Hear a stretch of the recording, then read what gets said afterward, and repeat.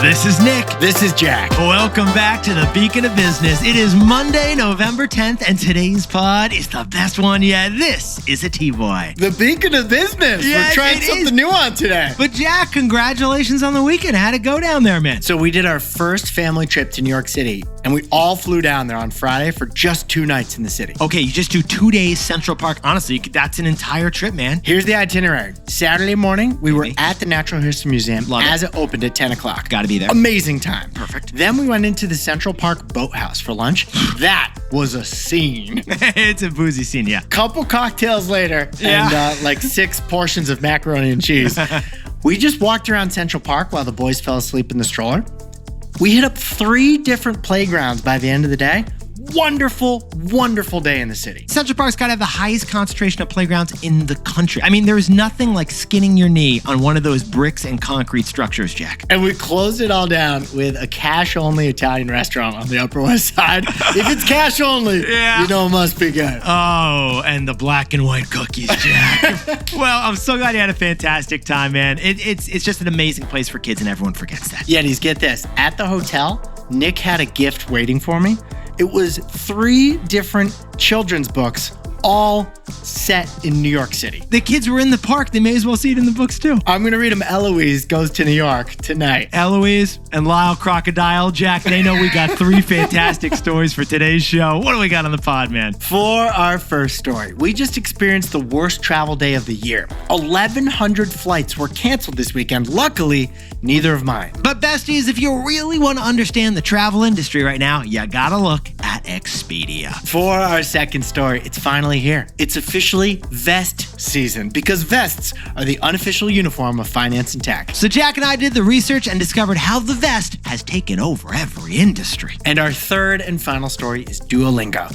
Duolingo had its worst day on the stock market ever, plummeting 29%. For one wild reason. Duolingo's crazy Owl Mascot was not unhinged enough. But before we hit that wonderful mix of stories. Fantastic mix of stories, Jack. Love the mix today. There's some new competition, Nick, I think you should know about. Yeah, besties, it's not another podcast. Jack and I are facing a podcast. Pod. P-A-W. Oh, it's a podcast. It's a podcast with dogs as the co-hosts. Get this, the fastest growing podcast show right now, it's hosted by dogs, a podcast. The co-hosts are a couple of AI dog podcasters, and apparently they're hilarious. The context to sprinkle on, the name of this podcast is The Dog Pack. Dog Pack is actually an app that lets dog owners connect with each other. But to get attention, they created a fake podcast with dog hosts. And now this real show has fake AI dogs talking about their real canine problems. The canine hosts are AI, but the human listeners have been real. And what kind of stuff are you going to hear on this podcast, Jack? The spunky Rottweiler's like, pro tip, bro.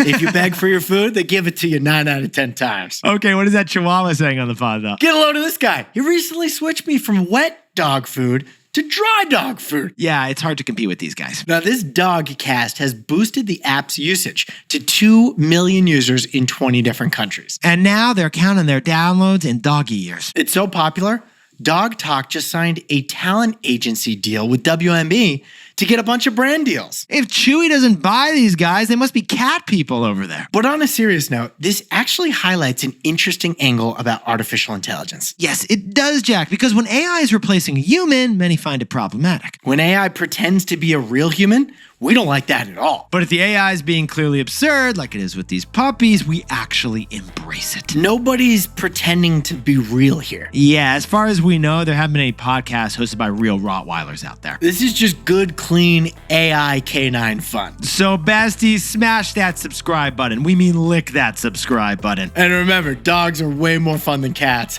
All the 1-star reviews on this show, they're left by cats. Can you imagine if the cats were hosting a podcast, Jack? A lot of silence and a lot of judgment. True. Jack, let's hit our 3 stories. 15 years before this song, 2 boys from the Northeast met in the dorm. They had an idea that caused a cultural storm. It's the best one yet, but the best is the norm. Jack, Nick, that's it. I don't even think they need to practice. 50%, that's a fat tip. T-Boy City on your at-list. If you know, you know, cause we ready to go. We can't wait no more, so just start the show. Start the show. For our first story, Expedia's booking boom is defying the economic doom. Nick, the entire travel industry is still seeing record high demands because one trip you did looks like 5 trips to Wall Street. We'll explain. But besties, in the meantime, while you're listening to our show, Google the word travel, and you're going to see headlines about the FAA cutting flights because of the government shutdown. New York to Nashville, never departing. Yeah, delayed forever. But if you do look up travel instead in the Google Finance tab, you're going to see a lot of... Because Expedia stock soared by 17% on Friday to an all-time high on news of their best quarterly earnings ever. Now, Yetis, this shocked us. And why is that, Jack? We've covered the weak jobs market in America. We've covered the young people's recession happening in America. Gen Z is basically not even buying Chipotle anymore. Yeah, because the guac and the meat is extra. But the miles are calling, and I must go, apparently. And besties, we can see your wild Key West party weekend in the numbers from Expedia. Expedia's operating profit was the best on record, sending the stock to an all-time high. I'd press that cha-ching button again, Jack. But besties, here's what we find fascinating. Just the sheer scale of this, like $31 billion worth of travel. That was booked across Expedia's 3 travel brands in just the last 3 months. It's like 5 lifts. Expedia, Hotels.com, Vrbo, best growth in the U.S. travel demand in 3 years for all 3 of them. The CEO said on the earnings call that Americans are staying longer and booking further in advance than they usually do. So basically, you spent a couple extra days in the Dolomites and you planned that epic trip a year ago. Which is strange. More travel, it's not what you'd expect from an anxious consumer who's cutting back on Chipotle burritos. And yet these earnings are a data point of consumer confidence, at least in the entire travel industry. And Expedia is not just seeing travel growth from medallion travelers, platinum upgrading their everything. Yeah, this isn't Amex money we're talking right now, is it, Jack? No, they're seeing it across income levels. Yeah, people hate Disney World's price hikes, but you're still hanging out with Goofy and having fun while you're there. They're still going. In fact, the CEO of Expedia is so confident right now, she forecasts 6 to 8% revenue growth for the 4th quarter that we're already in. Let's just hope the government shutdown ends so that those bookings can actually happen. So, Jack, what's the takeaway for all our buddies looking at the travel industry? You don't just travel from A to B. You travel from A to B to C to D, then back to A. Besties, Jack and I have talked to you about the money multiplier effect. Basically, an economic concept that spending multiplies as you spend. Because when you buy something, that becomes someone else's income. And then they buy something, which is someone else's income, and it goes on and on and on. And you know what? We're seeing it right now in travel. Because maybe you booked a flight to Miami on Expedia. You also booked accommodations for that trip, maybe on Airbnb.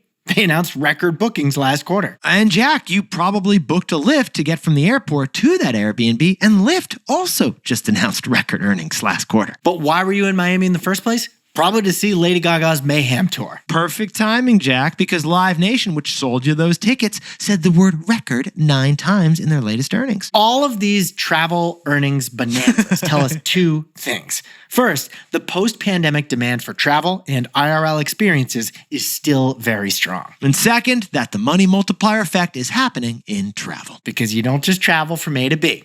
You travel from A to B to C to D, back to A. Taxi! For our second story, Duolingo just had its worst stock market day ever, plummeting 23% in just hours. The reason? Their owl isn't unhinged enough. We repeat, the owl should have been more unhinged. It proves that the most important thing at this tech company is its social media team. Now, Yetis, funny situation Jack and I have with the co-founder and CEO Luis Van Aan of Duolingo, the language learning app. Well, we interviewed him in April. He came on our show, announced a new product, Chess, Yeah. and the stock rose 60% in the 3 weeks after he came on T-Boy. Not too shabby. Jack and I have been telling people, come on the pod. We basically end up boosting your stock. Not too bad. But apparently, that was the peak because Duolingo stock has erased all of those gains and more since. Investors, apparently they've been lost in translation. And we know the date and the place where that stock downfall began. April 28th on LinkedIn. Now, besties, Jack and I have never seen someone get canceled on LinkedIn before, but Luis Von Ahn, CEO of Duolingo, basically did. Yeah, well, he posted his internal memo on artificial intelligence. It said that Duolingo would not hire anybody unless the managers could prove that AI can't do the job instead. The infamous AI memo. It made their workers anxious, made other workers anxious, and made a whole lot of people mad, really, on LinkedIn. Kind of looked heartless. Yeah, Jack, what's the Spanish word for uh-oh? I don't know. But for the first time, Duolingo was in the cultural doghouse. So they made a big decision. What was They it? told their social media team to stand down. They stood down. Jack, you're going to have to sprinkle on some more TikTok context for us, please. It's a big deal that Duolingo's social media team went dark because even though it's a language tech company, they're famous for their social media mascot, the owl. The naughty green owl. Yeah, I was going to say unhinged, but I like how you went with naughty on that one, Jack. What the owl does has nothing to do with conjugating French verbs. It's just a freaky owl that makes you feel kind of weird that you haven't opened the app yet today. That uncomfortable Duolingo owl has amassed a very real 17 million TikTok followers. No other brand's social media is even close to as big as Duolingo's. McDonald's, they're sitting at like 5 million TikTok followers. But in the face of that AI pushback from the memo that the CEO published, Duolingo put that naughty owl on pause. The CEO, Luis Von Ahn, revealed it last week in the earnings. We passed on all the unhinged posts in our social media for a bit. Why? Because we were listening to our community, he said. AKA, we were in the social media doghouse. Yeah, in the old Instagram doghouse. So no surprise, the number of likes on TikTok for Duolingo fell from 90 million a month earlier in the year to just 5 million a month recently. But what was a surprise for us? That the weakness on social media translated to weakness in their core business. Because besties, Duolingo not going viral led to their daily active users growing by the smallest percentage in years. From growing 50% per quarter to just 36% per quarter. Ay caramba, Jack. As they say in German, das ist ein Problem, Nick. Not possible, besties. What we're saying is that Duolingo's unhinged owl stopped being unhinged on Instagram and people stopped using the language app. Strange reason to learn German. Because a fake owl on Instagram told me to. Do you know how to say owl in German, Jack? I think it's just owl, actually. Sounds like you don't know. So, Jack, what's the takeaway for our buddies over at Duolingo? The most important team at a tech company can actually be its social media team. Yetis, 2 months ago, Jack and I noticed that a leader on Duolingo's social media team stepped down, so a new job posting went up. And guess what the salary was for this new job posting? $342,000 to manage a fake owl.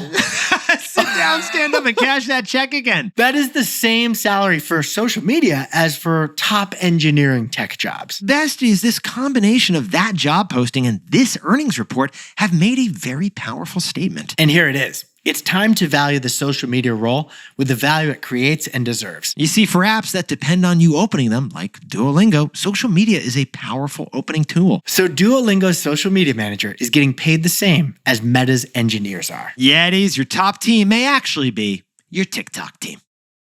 Hey Yetis, if you're a bestie, take a sec and hit that subscribe button. And like this video while you're at it. If you leave a comment, by the way, we'll read it.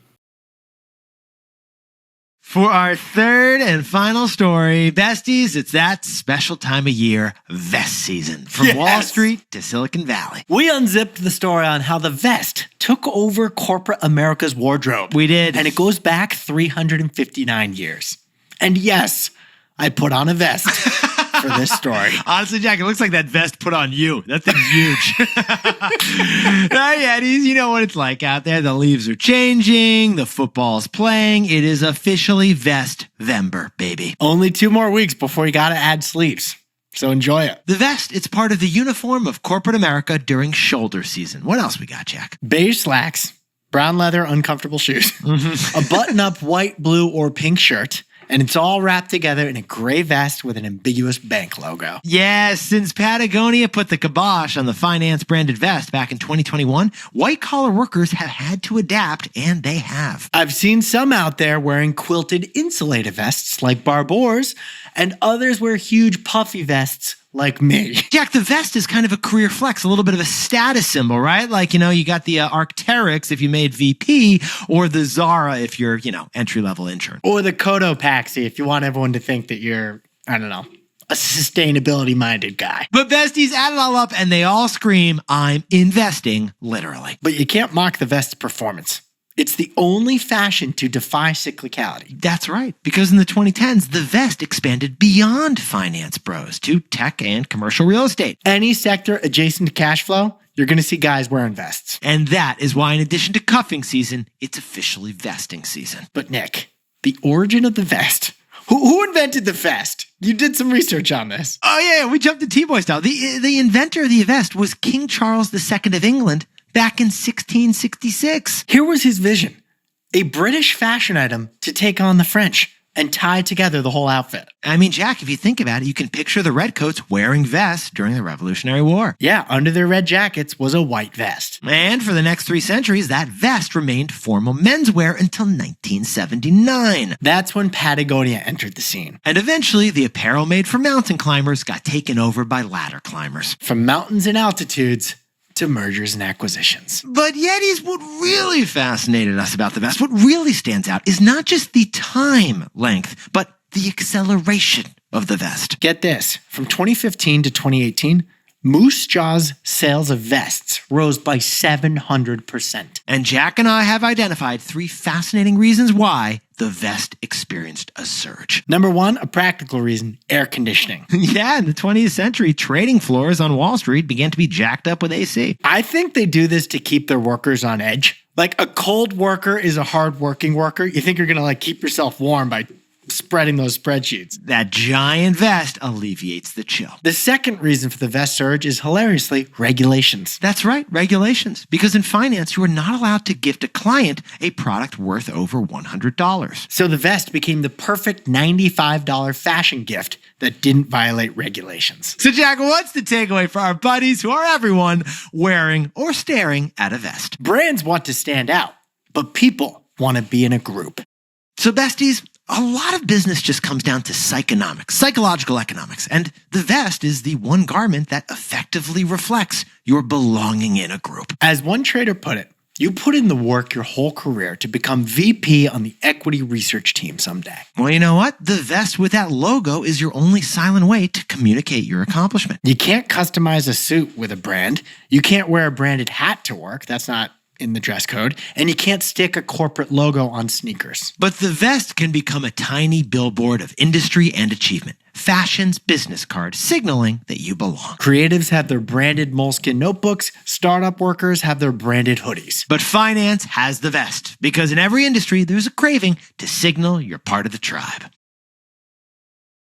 Jack, could you whip up the takeaways for us to kick off the week? Expedia stock hit an all-time high on record U.S. travel bookings last quarter. Because one trip you do looks like 5 trips to Wall Street, and that is the money multiplier effect in travel. For our second story, Duolingo's daily active users slowed big time after they put their unhinged social media owl in the cage. The owl needs to be more unhinged. The most important team at a tech company can be its social media team. And finally, it's officially vest season. Not just for finance bros, for all of corporate America. The vest, it's your subtle wearable business card because people want to belong.